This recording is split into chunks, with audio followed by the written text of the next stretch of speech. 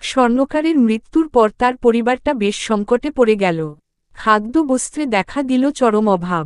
স্বর্ণকারের বিধবা স্ত্রী তার বড় ছেলেকে একটা হীরের হার দিয়ে বলল, এটা তোমার কাকার দোকানে নিয়ে যাও, সে যেন এটা বেচে কিছু টাকার ব্যবস্থা করে দেয়। ছেলেটা হারটি নিয়ে কাকার কাছে গেল।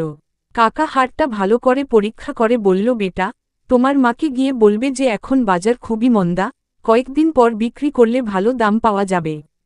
কাকা কিছু টাকা ছেলেটিকে দিয়ে বললেন, আপাতত এটা নিয়ে যাও, আর কাল থেকে তুমি প্রতিদিন দোকানে আসবে। আমি কোনো একদিন ভালো খদ্দর পেলেই যেন তুমি দৌড়ে হার নিয়ে আসতে পারো, তাই সারাদিন থাকবে। পরের দিন থেকে ছেলেটা রোজ দোকানে যেতে লাগল। সময়ের সাথে সাথে সেখানে সোনা রূপা হীরে কাজ শিখতে আরম্ভ করল।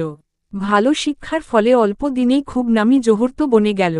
দূর দূরান্ত থেকে লোক তার কাছে সোনাদানা বানাতে ও পরীক্ষা করাতে আসত।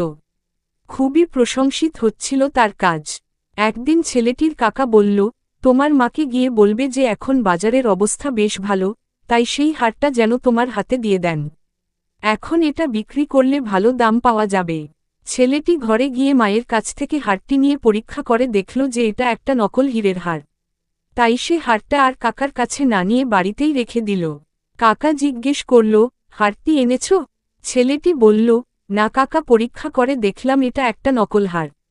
তখন কাকা বলল, তুমি যেদিন আমার কাছে হারটি প্রথম নিয়ে এসেছিলে সেদিন আমি দেখেই বুঝে নিয়েছিলাম যে এটা নকল, কিন্তু তখন যদি আমি তোমাকে এই কথাটা বলে দিতাম, তাহলে তোমরা হয়তো ভাবতে যে আজ আমাদের মন্দার সময় বলেই কাকা আমাদের আসল জিনিসকে নকল বলছে। অজ্ঞতা যখন দূর হয়, তখনই মানুষ সত্যকে চিনতে পারে। সন্দেহ ও অবিশ্বাস অনেক সম্পর্ক নষ্ট করতে পারে, যদি না তার পেছনের প্রেক্ষাপট বোঝা যায়। এবং প্রকৃত সম্পর্ক কখনো কেবল দানে নয়, জ্ঞানে ও সমর্থনে গড়ে ওঠে।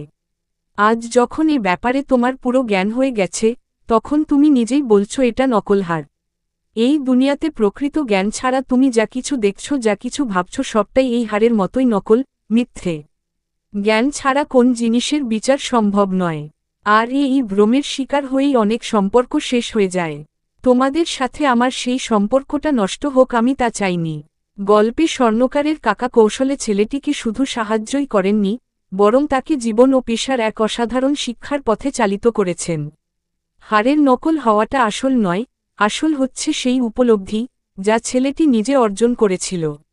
এই গল্প আমাদের শেখায় সময় ও ধৈর্য কিভাবে একটি ভুল ধারণাকে সত্যে রূপান্তর করতে পারে। অজ্ঞতা যখন দূর হয়, তখনই মানুষ সত্যকে চিনতে পারে। সন্দেহ ও অবিশ্বাস অনেক সম্পর্ক নষ্ট করতে পারে, যদি না তার পেছনের প্রেক্ষাপট বোঝা যায়। এবং প্রকৃত সম্পর্ক কখনো কেবল দানে নয়, জ্ঞানে ও সমর্থনে গড়ে ওঠে।